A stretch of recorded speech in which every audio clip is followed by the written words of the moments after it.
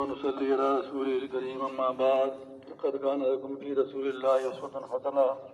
تمہارے لیے حضور اکرم صلی اللہ علیہ وسلم کی زندگی میں ایک بہترین نمونہ ہے. اس کے پیچھے اگر چلو گے تو دنیا آخرت کی ساری کامیابیاں قدموں میں تمہارے. تو یہ ربیع الاول ربیع الثانی میں سیرت کو مکمل کیا کرتے ہیں نا. چوتھا عنوان ہمارا سیرت کا آ گیا. اس کے بعد پانچواں عنوان آخری. چوتھا عنوان آ گیا آپ کی جدوجہد.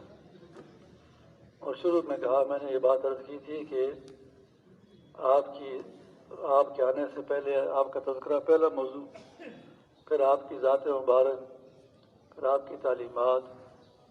ان میں سے ہر چیز جو ہے تو وہ حقیقت کو ظاہر کرنے والی ہے اور اصلی معجزہ آپ کا یہ چیزیں ہیں. میں نے عرض کیا تھا کہ ایک معجزے حصی ہیں. آپ نے چاند دو ٹکڑے کیا، لوگوں نے دیکھ لیا. ابو جہل کے ہاتھ میں پکڑی کنکریوں نے کلمہ پڑھ لیا، لوگوں نے دیکھ لیا. ہاں جی، ان کو حصی معجزے کہتے ہیں. حصی معجزے عوام الناس کے لیے ہوتے ہیں، اور عقلی معجزہ جو ہے وہ آپ کی ذات، آپ کی تعلیمات، آپ کی جدوجہد اور آپ کی سیرت، آپ کا رویہ، یہ جو ہے تو یہ ہوتی ہے عقلی. یہ عقلی معجزات ہوتے ہیں. دانشور اس کو دیکھتا ہے کہ آدمی نے چاند تو دو ٹکڑے کر دیا، لیکن جب وہ بات کرتا ہے معیاری ہے کہ نہیں. وہ کسی تعلیم کی شکل میں کسی کو کوئی چیز دے رہا ہے اور معیاری ہے کہ نہیں، درست ہے کہ نہیں. اور آیا وہ جس اچھی بات کو کہہ رہا ہے اس پر عمل کر رہا ہے کہ نہیں کر رہا. ہاں جی، تو اصلی ثبوت تو ہی ہوتا ہے نا. ہاں جی، تو اب آپ کی تعلیمات پر تھوڑی سی ہم تیسرا عنوان ہو گیا، اس پہ بات مکمل ہو گئی. چوتھا عنوان ہے آپ کی جدوجہد. انبیاء علیہ الصلوۃ والسلام میں اور ان لیڈروں، دانشوروں اور فلاسفروں میں فرق یہ ہوتا ہے کہ یہ بات کہتے ہیں، لیکن انبیاء علیہ الصلوۃ والسلام جو بات کہتے ہیں اس کو کرتے ہیں. اس بات کو کہتے ہیں، اس پر خود عمل کرتے ہیں، عمل کر کے دکھاتے ہیں، اور خود عمل کرنے کے بعد اس بات کو آگے پھیلاتے ہیں اور پھیلانے کے لیے جدوجہد کرتے ہیں. اور جدوجہد جو ہے زبانی کلامی نہیں کرتے ہیں، بلکہ جدوجہد میں اپنی جان کو لڑا کر، جان کو قربان کر کے اس کو نافذ کرتے ہیں.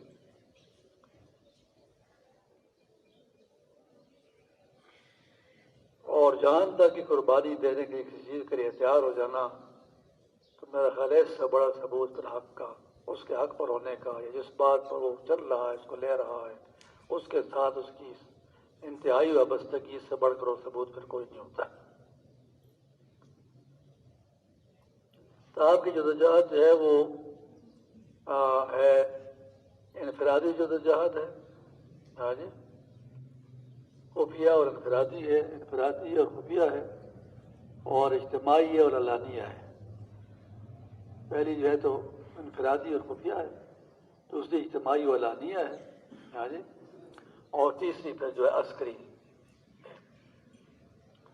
تو آپ کی جدوجہد کو ایک لفظ میں کہتے ہیں دعوت اللہ. آپ نے دعوت دی ہے. دعوت اللہ جو ہے، دعوت اللہ کے مختلف مدارج ہیں: انفرادی اور خفیہ، اجتماعی اور علانیہ، اور عسکری دعوت. انفرادی دعوت، خفیہ دعوت، اجتماعی دعوت، علانیہ دعوت، اور عسکری دعوت.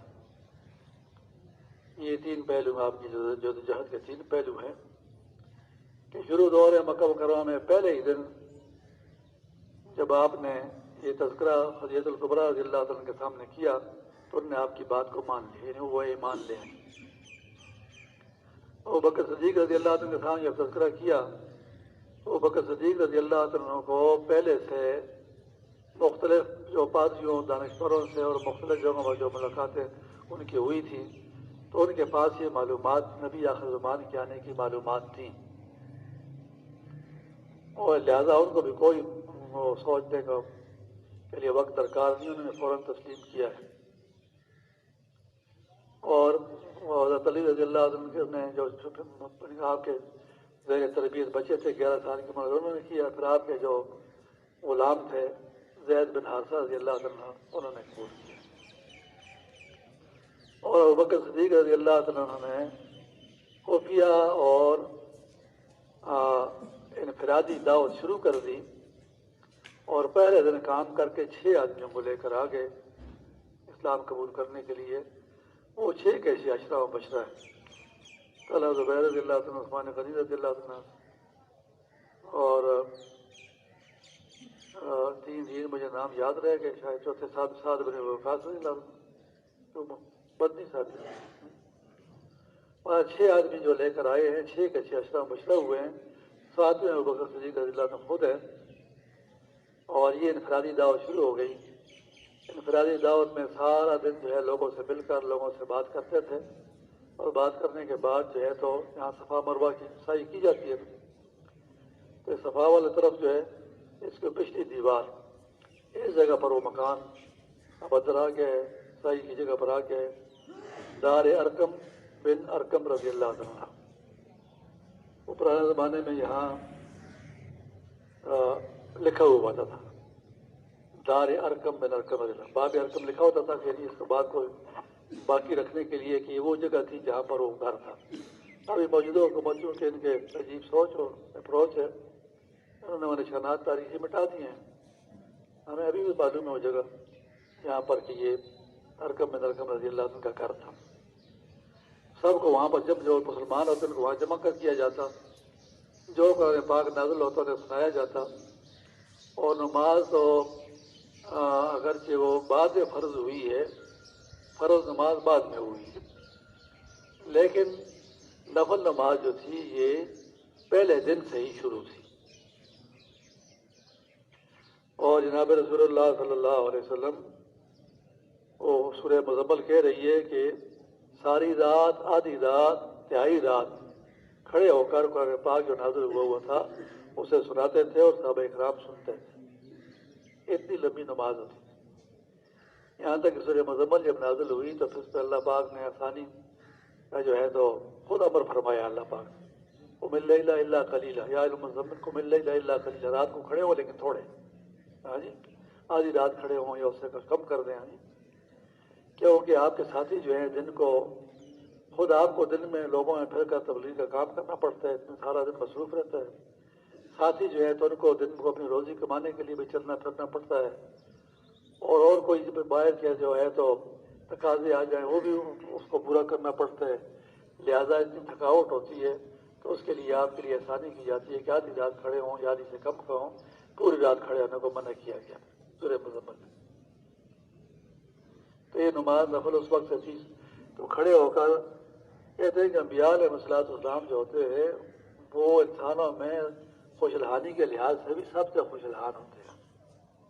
پھر قرآن جیسا کلام ہو اور پڑھنے والی زبان حضور اکرم صلی اللہ علیہ وسلم کی زبان کا ترجمان ہو، اور سننے والے جو ہے صحابہ اکرام ایمان کے جو ہے تو سراپا ایمان ہو. ہاں جی، تو پھر اس کیا اس کا لطف ہوتا ہوگا. دیکھیں گے عمر فاروق رضی اللہ عنہ کی صبح کی نماز جو تھی 1.25 پارہ پڑھتے تھے.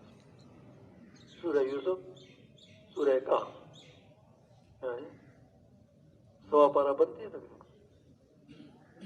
کتنی لمبی نماز ہوتی. تو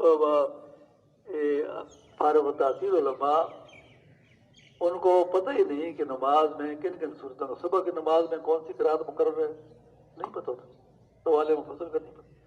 اور ایسی مختصر نماز پڑھاتے ہیں کہ گویا کوئی ڈنڈا لے کر ان کو بگا رہا.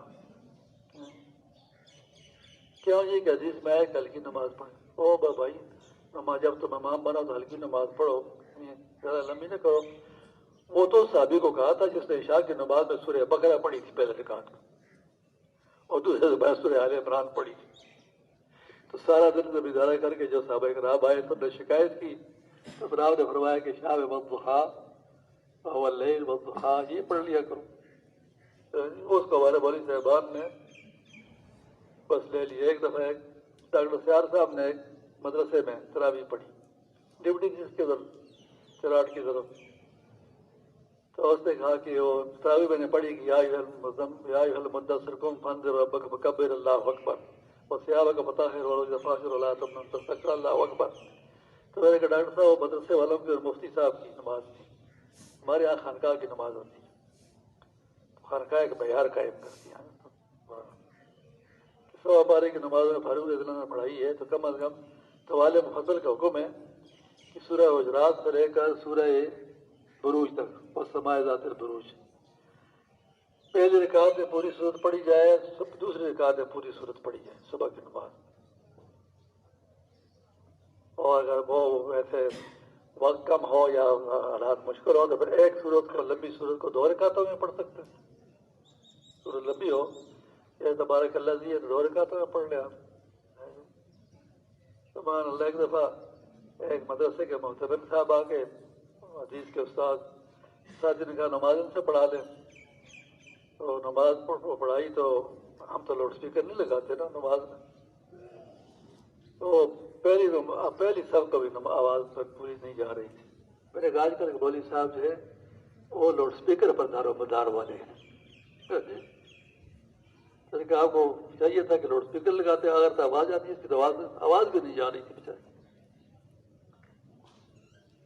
جی ماشاء اللہ. اتنے اپنے آپ کو ہٹاتے آخر جو ہے تو کمپیوٹرائز کر دو گے اپنے آپ. اتنے کمزور ہو جاؤ گے، کمپیوٹر آپ کے لیے کام کرے گا، آپ کام کے قابل نہیں ہو. بدن میں اس کو جتنی مشقت میں ڈالیں گے تو اتنا اس کو میڈیکل پرنسپل ہے یوز ہائپر ٹروفی ڈس یوز ایٹروفی. استعمال سے چیز کا قوت حاصل کرنا اور نہ استعمال سے ختم ہو جانا. میڈیکل پرنسپل ہے ڈاکٹر صاحب کہ یوز کی ہائپر ٹروفی ہے بڑھنا مضبوط ہونا، اور ڈس یوز کی ہائپر ٹروفی ختم ہونا. تو آج کا انسان ڈس یوز ہائپر ٹروفی کی طرف جا رہا ہے، اس کو سمجھ میں نہیں آ رہی. اور اتنی مشینیں بھیجی ہوئی ہیں ٹیسٹوں کے لیے، تو سارا پیسہ کمایا ان کو دے رہے ہو. اور 100 ٹیسٹ جو آپ سے کرائے جاتے ہیں اسپتال میں 98 کی ضرورت نہیں ہوتی. سنگھ جی سرجن سے خبر ہے 98 ٹیسٹ کی ضرورت نہیں. آئے ہو پیشنٹ سے ہو آ کر دور سے بیوقوف بگا ہوا جمع ٹیسٹ پکا دے. ہمارے محلے کے ایک آدمی آیا، اس کا ٹیسٹ میں کھڑو، اور ایک ڈاکٹر ایک کارڈیولوجسٹ کا نام لیا، اس کے پاس میں گیا تو کس کی بخار کا. تو میں نے کہا کاکا ٹیسٹ کیا ویلیو میں ماخ پلا کھڑے ہوں. میں خود میں نے کہا اس کے لیے پھر تو اس کارڈیولوجسٹ کے پاس گئے اور جس کی 1,500 روپے فیس ہے، اور عموماً وہ کارڈیولوجی مصروف ہوتے ہیں. یہ عام کیس بعض اوقات مس ہوتے ہیں. بالکل میں نے خود دیکھے ہوئے مس ہوتے ہوئے کیس دیکھے ہوئے. لطیفہ ایک ڈاکٹر صاحب اپنی بیوی کو لے گیا، اس کے سینے میں درد تھا، کارڈیولوجسٹ کے پاس. اس نے کارڈیولوجی کا معائنہ کر کے اس کو واپس کر دیا کہ ٹھیک ہے، دل کا کوئی مسئلہ نہیں. تو رسول صاحب کے ساتھ آیا تھا، رسول صاحب تو اس کو کہا ٹی والے نے کہا اس کا چیسٹ ایکس رے کرایا تھا آپ نے پھیپڑے کو دیکھنے کے لیے. اس نے کہا چیسٹ ایکس رے اس نے نہیں کہا تھا کہ جب کرا لو جی کیا تو اس کے پھیپڑوں میں تکلیف تھی. وہ اس سے مس ہو گئی کیونکہ he was consulting the cardiovascular system. ہاں جی دیکھیں نا یہ حال ہے. خیر جی یہ تو بات ادھر مڑ گئی، ہم اپنے مضمون کی طرف آئے نا، کہاں سے مڑے ہم جی. ہاں تو رات کو اتنی لمبی نماز آپ پڑھتے، فیض زبان فیض ترجمان آپ کی سننے والے صحابہ کرام، اتنی لمبی نماز پڑھی جاتی تھی کہ قرآن پاک نے نازل ہو کر آیتوں نے حکم دیا کہ آپ آدھی رات کھڑے ہوں یا کم کھڑے ہوں، کیونکہ ساتھ بہت تھکتے. تو آپ کی جدوجہد جو ہے وہ 3 چیزیں ہیں. ایک دعوت ہے، ایک خدمت ہے، ایک عبادت ہے. دعوت سے مخلوق خدا کو سمجھا کر حق کی طرف لانا ہے. خدمت سے اللہ کی رضا کے لیے خدمت کرنا ہے. یہ وہ ہمارے بزرگوں نے، ہمارا تو پرانے بزرگوں کے ساتھ وقت گزرا ہوا ہے. حضرت مولانا نواز صاحب رحمۃ اللہ علیہ کے ساتھ میں دہلی میں ان کے پاس رہا ہوا. تو یہ اس بات کو بتاتے تھے کہ مولانا ارشاد صاحب جو پہلے بانی رائے کے مدرسے صدر مدرس پہلے امیر بھی کے ساتھ ہمارا وقت گزرا ہوا. بات ہے کہ خدمت کے لیے خدمت کرتے ہوئے یہ نیت نہ کرنا کہ میں اس آدمی کو تبلیغ میں لگانے کے لیے خدمت کر رہا ہوں. خدمت کا یہ موضوع نہیں. خدمت کا موضوع فقط اللہ کی رضا ہے کہ میں جو خدمت کر رہا ہوں میں اللہ کا راضی کرنے کے لیے کر رہا ہوں. یہ اگر لگتا ہے تو اس کا فائدہ، نہیں لگتا تو اس کا فائدہ ہے. کوئی آدمی لگا ہے اس کی خدمت میرے ذمہ تو میں کروں گا، جو نہیں لگا تو میں نہیں کروں گا۔ نہیں جی، خدمت تو ایسی ہے جو اپنے تاریخی ساتھی، غیر تاریخی ساتھی، کافر، سارے کے لیے ہے۔ خدمت تو سب کے لیے ہے۔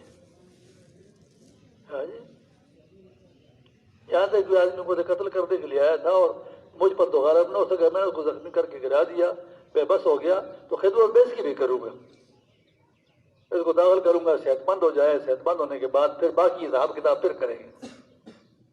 تو خدمت انبیاء علیہ السلام کی بے لوث ہوتی ہے۔ یہ بہت بڑی غلط فہمی ہے کہ میں خدمت اس لیے کر رہا ہوں کہ یہ میرے تاریخ میں لگے گا۔ نہیں بھائی، خدمت کی یہ نیت نہیں ہے۔ انبیاء علیہ السلام کی خدمت دعوت اللہ اخلاص کے ساتھ، خدمت خلق جو ہے تو محبت کے ساتھ کرتے ہیں، اور اللہ کی عبادت میں لگ کر اللہ سے گڑ گڑا کر دعا مانگتے ہیں کہ یا اللہ مخلوق کے دل کو پلٹ دے۔ انبیاء علیہ السلام کے تین ہتھیار ہوتے ہیں۔ انفرادی دعوت ان تینوں چیزوں پر ہوتی ہے۔ انفرادی دعوت میں اور دعوت کے پہلے مرحلے میں آپ نے جم کر، آپ کے صحابہ کرام نے جم کر اس پر کام کیا ہے، اور یہ رات، آدھی رات، تہائی رات اور پہلے پوری رات یہ عبادت میں لگ کر اللہ کے حضور گڑ گڑاتے رہے، اور خدمتیں کر کے کہ ابو ذر غفاری رضی اللہ عنہ کہتے ہیں کہ میں نے آپ کی نبوت کا سنا تھا تو میں اسلام قبول کرنے کے لیے آیا، اور کسی سے پوچھ نہیں سکتا تھا کہ مخالفت تھی۔ کہ 4 دن میں رہا اور مجھے ایک آدمی کھانا پلانا سارا خدمت کا بندوبست کرتا رہا، کچھ بھی مجھ سے نہیں پوچھا ہے حضرت علی رضی اللہ عنہ۔ کہ پھر میں نے پوچھا کس طرح میں نے میرے تسلی ہوئی، میں نے پوچھا کس طرح میں نے ایک سنا ہے کہ نبی یہاں پر آئے، انہوں نے کہا ہاں وہ ہمارے گھر کی آپ بات کر رہے ہیں تو میں آپ کو لے جاؤں گا۔ اتنے دن خدمت کی ہے اور خدمت کے دوران کوئی اس سے بات ہی نہیں ہوئی ہے۔ ہمارا کیا ہوتا ہے کہ اس سے بات کی، تھوڑی سی خدمت کی، دیکھا کہ آدمی نہیں لگ رہا، بس کو چھوڑ دی، کیونکہ میری خدمت مطلب ہی تھی۔